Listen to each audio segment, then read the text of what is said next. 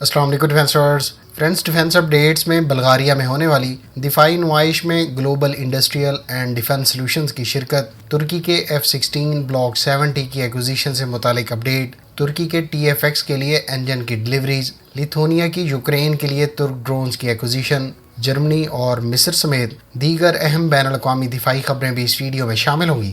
So let's start.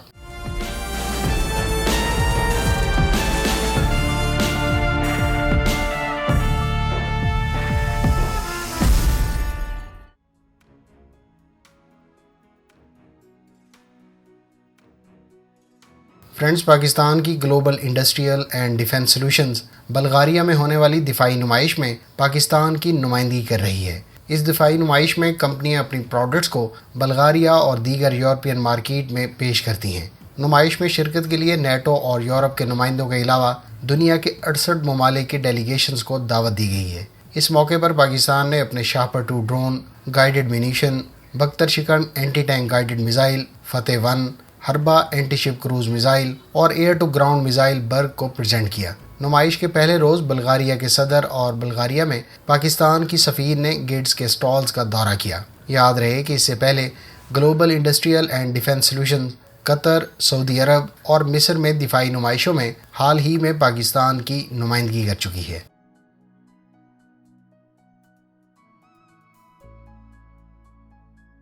Fun land نے اپنی NATO میں شمولیت کے کیس میں ترکی کی طرف سے رعایت کے چکر میں ترکی سے TB2 ڈرونز خریدنے میں دلچسپی کا اعلان کیا ہے۔ واضح رہے کہ گزشتہ ماہ سویڈن اور فن لینڈ نے نیٹو میں شمولیت کی درخواست کی تھی، جس کو ترکی کی جانب سے ان ممالک کی طرف سے PKK جیسی دہشت گرد تنظیموں کی سپورٹ کو لے کر ویٹو کر دیا گیا تھا۔ یاد رہے کہ 2019 میں سویڈن اور فن لینڈ نے شمالی شام میں آپریشن کی وجہ سے ترکی کو آرمز ایکسپورٹس پر پابندی عائد کر دی تھی۔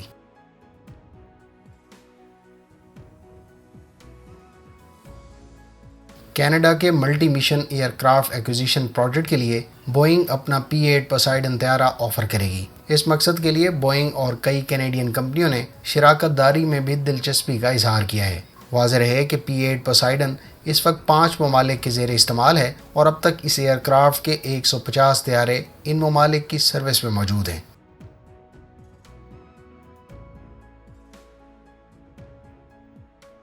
امریکہ کی جنرل الیکٹرک کی طرف سے ترکی کو 5th جنریشن ایئر کرافٹ کے پروٹوٹائپ کے لیے انجنز کا پہلا بیچ ڈلیور کر دیا گیا ہے۔ امریکی ساختہ F110-129E، جس سے اب سے پہلے کورین F-15K اور نئے F-15EX طیاروں کو اکوپ کیا گیا ہے، ان انجنز کو ترکی کے TFX کے ابتدائی پروٹوٹائپس میں استعمال کیا جائے گا۔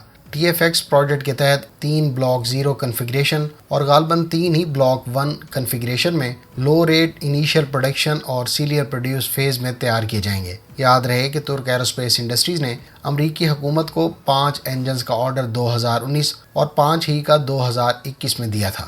یہ 10 انجنز بیچز کی صورت میں ڈلیور ہونا تھے۔ تاہم کچھ سورسز کا دعویٰ ہے کہ اب تک 12 انجنز آرڈر کیے جا چکے ہیں، جن کی ڈلیوریز بھی تقریباً مکمل ہو چکی ہیں۔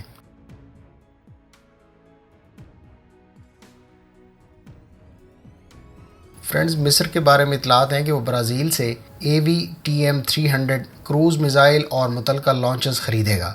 AV-TM-300 surface to surface cruise missile کی زیادہ سے زیادہ رینج 300 کلومیٹر ہے۔ اس میزائل کا وار ہیڈ 200 کلوگرام وزنی ہے۔ اس میزائل سسٹم کی ایک بیٹری میں 6 launcher vehicle, 6 ammunition supply vehicle, 1 fire control unit اور 1 کمانڈ پوسٹ کے علاوہ 2 موبائل ورکشاپس وہیکلز شامل ہوتی ہیں۔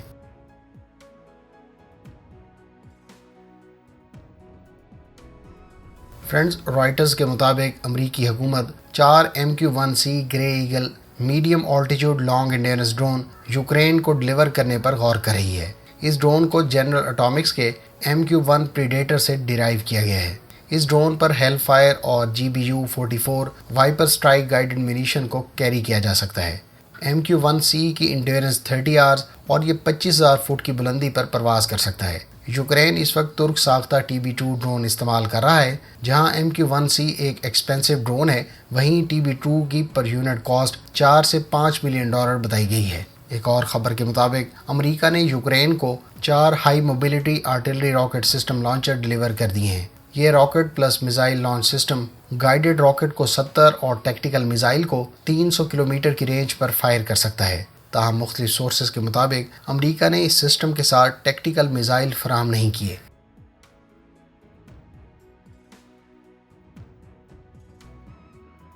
ترکی کے وزیر دفاع ہلوسی اکار نے کہا ہے کہ امریکہ سے F-16 کی ایکوزیشن کا معاملہ مثبت سمت میں جاری ہے۔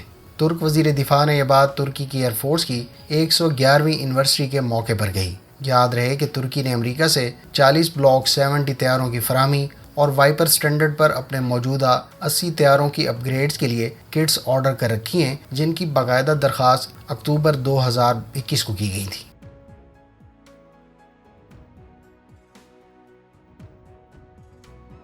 لیتھونیا نے مقامی لوگوں کی فنڈ ریزنگ سے $6.2 ملین اکٹھے کیے، جس کا مقصد یوکرین کے لیے ترک ساختہ TB2 ڈرونز خریدنا تھا۔ اس مقصد کے لیے جب لیتھونیا کے حکام کی جانب سے بیکر کمپنی کا دورہ کیا گیا تو ترک کمپنی نے ایک TB2 ڈرون یوکرین کو ڈونیٹ کرنے کا فیصلہ کیا اور لیتھونیا کی عوام کی جانب سے اکٹھی کی گئی یہ رقم ہیومینیٹیرین ایڈ میں دینے کی درخواست کی۔ یاد رہے کہ لیتھونیا خود بھی ترکی سے اپنے لیے TB2 ڈرونز خریدنے کا خواہش مند ہے۔ لیتھونیا کے آفیشل کے بیکر کمپنی کے دورے کے دوران جاری کی گئی تصویر میں ترکی کے انڈر ڈیولپمنٹ قزل علمہ ان مینڈ ایئر کرافٹ کے پہلے پروٹوٹائپ کی جھلک بھی دیکھنے کو ملی ہے۔ یاد رہے کہ اس ان مینڈ ایئر کرافٹ کی فرسٹ فلائٹ اگلے سال کے شروع میں متوقع ہے۔ اگر آپ ترکی کے اس پہلے ان مینڈ ایئر کرافٹ کے بارے میں تفصیلات جاننا چاہتے ہیں تو ڈیٹیل ویڈیو کا لنک ڈسکرپشن میں موجود ہے۔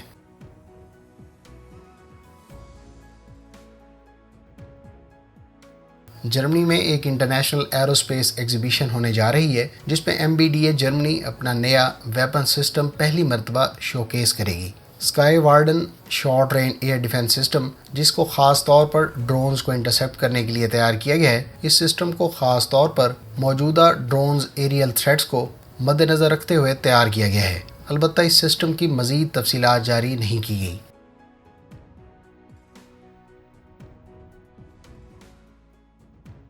فرینڈز، روس نے ترکی کو خبردار کیا ہے کہ وہ شام کے علاقے میں کشیدگی کو بڑھاوا دینے والے اقدامات سے باز رہے۔ روس نے یہ انتباہ ترک صدر رجب طیب ایردوان کے شمالی شام میں دہشت گردوں کو نشانہ بنانے کے لیے نئی فوجی کارروائی شروع کرنے کے اعلان کے بعد جاری کیا ہے۔ روسی وزارت خارجہ کی ترجمان ماریا زخارووا نے جمعرات کو ایک نیوز بریفنگ میں کہا ہے کہ ہمیں شام میں اس طرح کے زبردست آپریشن کی خطرناک رپورٹس موصول ہوئی ہیں، جبکہ شام کی جائز حکومت کی رضامندی کے بغیر اس طرح کا اقدام اس ملک کی خود مختاری اور علاقائی سالمیت کی براہ راست خلاف ورزی ہوگی۔ روسی ترجمان نے مزید کہا کہ اس سے کشیدگی میں مزید اضافہ ہوگا، تاہم ابھی تک ترکی کی جانب سے اس پر کوئی رد عمل نہیں آیا۔ فرینڈز، یہ تھی آج کی ڈیفنس اپڈیٹس۔ امید ہے اس ویڈیو سے آپ کی معلومات میں اضافہ ہوگا۔ ملتے ہیں نیکسٹ ویڈیو کے ساتھ، اپنی دعاؤں میں یاد رکھیے گا۔ اللہ حافظ۔ پاکستان زندہ باد۔